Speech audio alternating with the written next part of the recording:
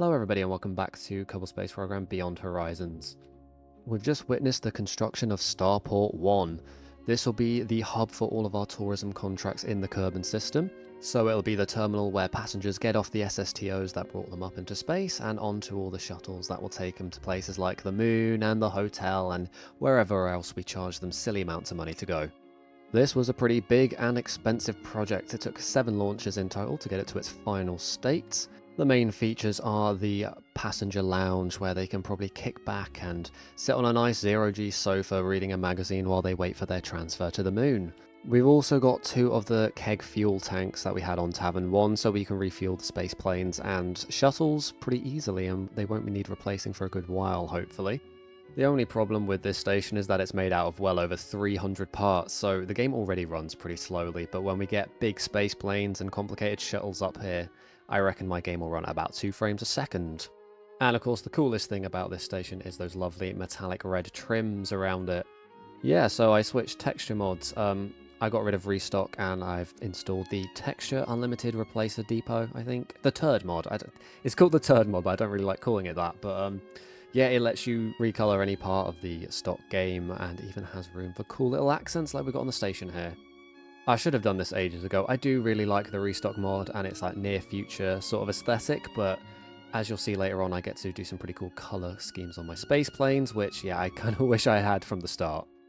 In the meantime, we have irradiated tourists to return home.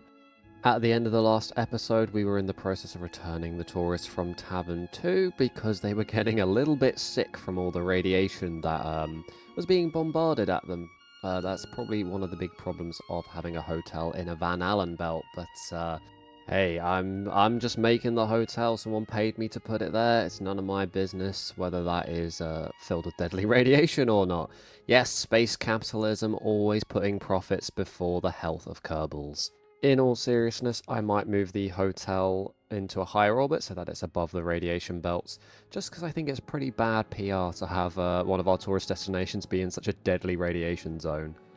You saw I had a bit of a wobbly start there. I keep forgetting to configure the elevons in the spaceplane hangar, so I have to do it in flight, and I am incapable of concentrating on 2 things at once, so while I'm fiddling around with the settings on the elevons, I'm letting the plane nose into the ocean.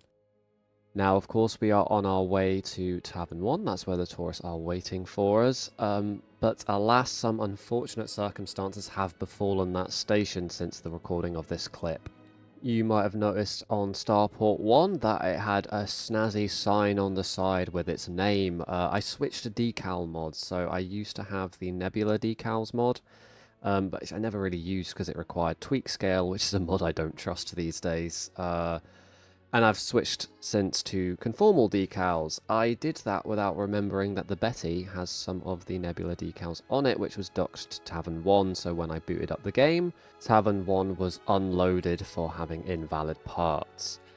But I think maybe the real reason it's disappeared is a bit more suspicious, because of course we're still looking for Jebediah and Tom Kerman. Perhaps these 2 events are linked somehow. But let us put away the tinfoil hat conspiracies for now and just focus on the docking here. I have since fixed the issue of RCS thrusters, so now it has all 6 degrees of freedom again, which made this docking a lot easier than the last one.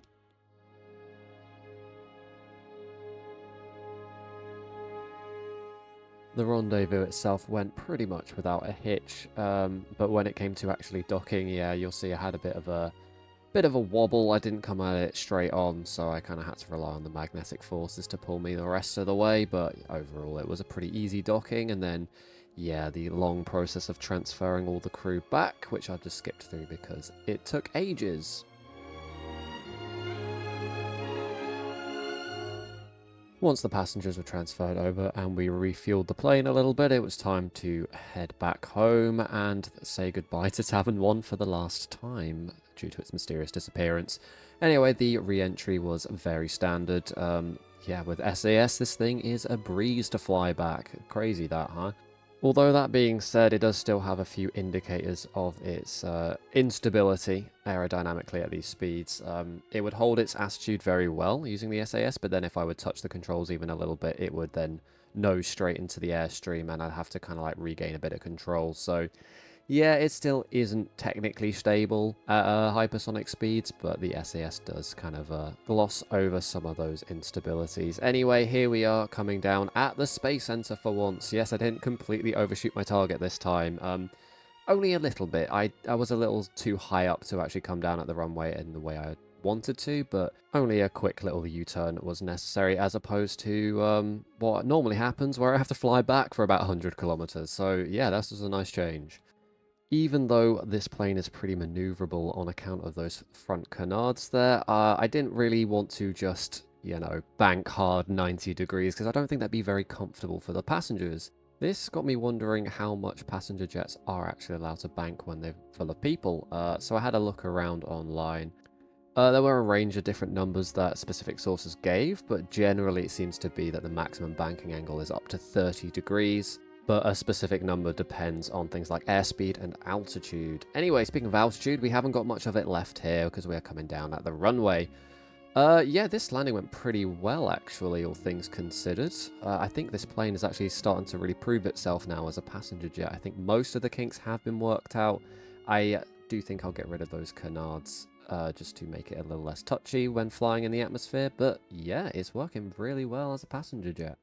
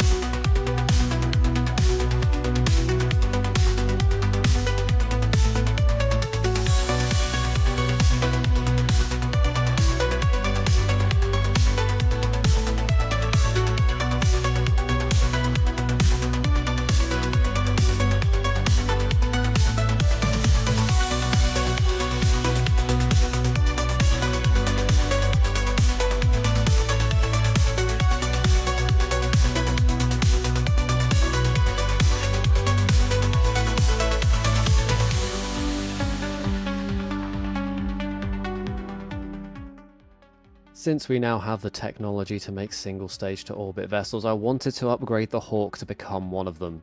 This is the Hawk Mark 1 with upgraded engines, essentially. We've also packed away the docking port now that we have the inline versions. And of course we've given it a snazzy new paint job in homage to the space planes that this was actually initially designed after. But alas, it is not space-worthy just yet. I've run a couple of test flights trying to get to orbit. Those two turbo ramjets just aren't quite enough to give us the speeds that we need. I suspect that's more to do with the fact that this thing has quite a lot of wings on it, which increases the drag substantially, and so I think that might be the hindrance as to why we don't achieve orbital speeds just off the back of those two jets, so we'll have to get a bit creative with the engines in future designs. I could of course tweak the wing so that it has less drag at those higher speeds, but I don't really want to do that because I spent ages making the wings look cool, so I don't really want to undo any of that hard work. But yeah, I'm having a lot of fun with this project. A lot of work still needs doing to it, but hopefully pretty soon we can get this thing to be a functional orbital craft.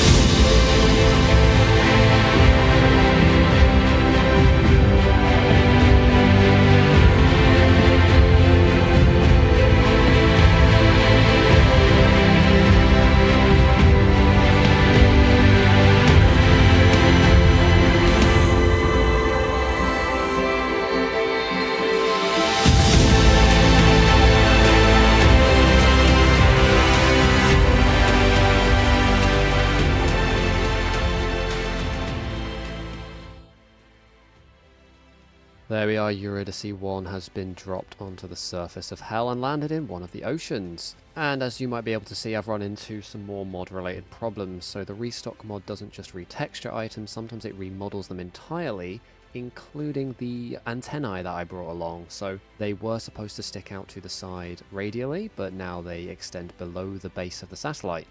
This is fine in water, they are submerged, but they still work. However, the probes that are destined for land might have a bit more of a problem with that, so I'm not really sure what I'm going to do about that. Also, did I say water because it clearly says there Explodium C, so I'm not sure what kind of material Explodium is, but at least now we can get a very good look at it. I also did not give my probes enough storage space, so they were unable to perform any of the atmospheric experiments, which is a bit of a pain, but we still garnered a lot of science from this one probe anyway. I will have to think about how I'm going to approach landing the other probes, because right now I don't know how I'm going to land them safely. In the meantime, I have just been playing with space planes, so this is my next SSTO, the Galahad.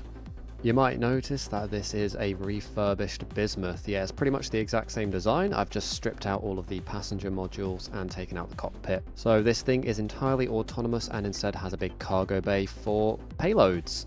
And our payload for this mission is a communications satellite network. As I was landing the probe on Eve, I realized that I don't have the best coverage and I would occasionally get black spots of communication when the Space Center was facing away from the planet Eve, so it meant that we lost communication with the Orpheus one or two times when I was trying to land the probes.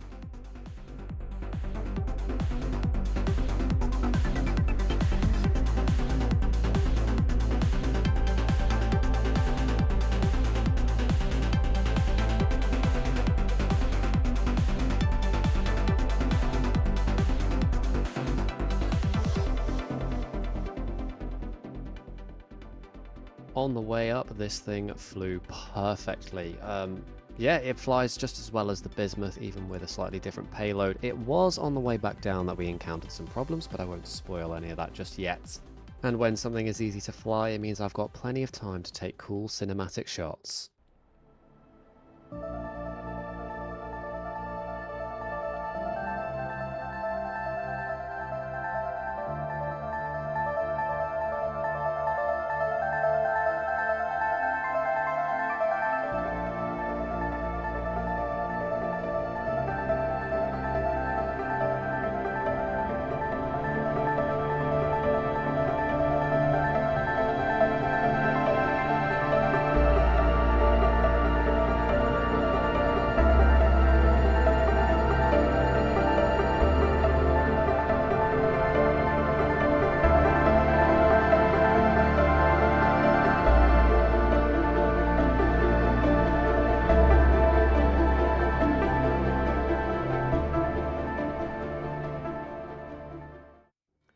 There we are, the deployment of our communications network, which we have dubbed Hubnet.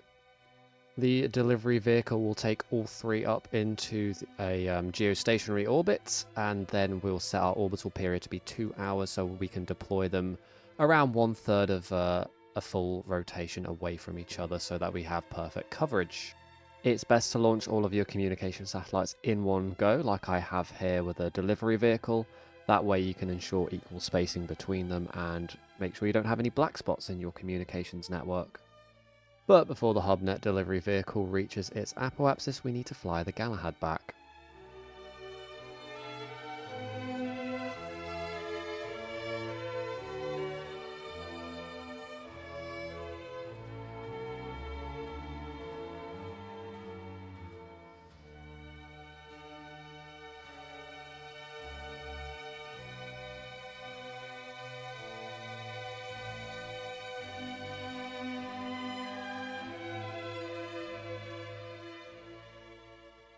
In an effort to learn from my mistakes, I start pulling big S-turn maneuvers, much like the space shuttle would do. I'm doing this to bleed off as much speed as I can in the upper atmosphere, that way we should come down actually on the space center rather than 100 kilometers away from it.